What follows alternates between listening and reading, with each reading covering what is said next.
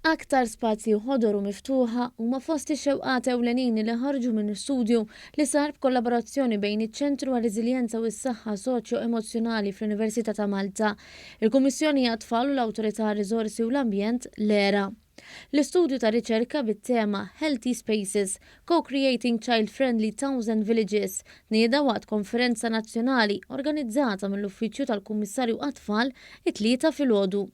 F'dan l-istudju li nbeda fl-2019 ipparteċipaw aktar minn 1000 tifel u tifla li esprimew il-femiet tagħhom.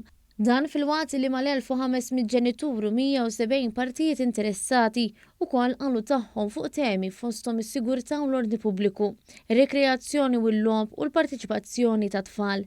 Il-Kummissarju għat-Tfal Antoinette Vassallo qalet li l-għan ta' dan l-istudju huwa li l-ambjent lokali jiġi adattat għat-tfal fejn ikollhom spazji għalihom. Illum iltqajna aħna biex flimkien nesploraw u nippromovu dawk il-postijiet tal-villaġġi u l-irħula madwar Malta fejn nistgħu nagħmluhom iżjed child friendly, iżjed co-friendly għal kulħadd.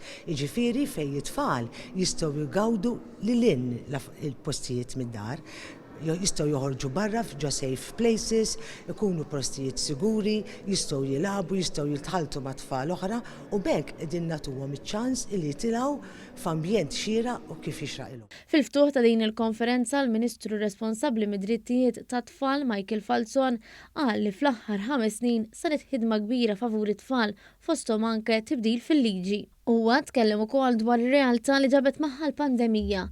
Osserva kif minkejja l-komunikazzjoni diġitali, it-tfal xorta waħda tispiċċaw jiżolaw ruhom u għalhekk saħaq dwar l-importanza li nieħdu ħsieb l-ambjent. Naħarsu biex intejbu l-kwalità tal-ħajja tat-tfal tagħna anke fuq fejn mhux monetarju.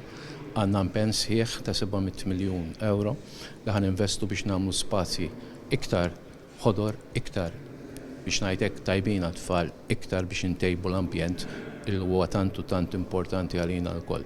It-tfal tkellmu wkoll u dik hija reazzjoni tagħhom, jixtiequ ambjent aħjar. Aħna naħdmu biex dak l-ambjent nagħtuhom. Intant, bħala parti mit-twettiq ta' dan l-istudju, ser isir proġett pilota mal-Kunsill Lokali tal-Ħamrun fejn fih it-tfal ser ikunu parteċipi biex jinħoloq spazju rikreattiv għalihom.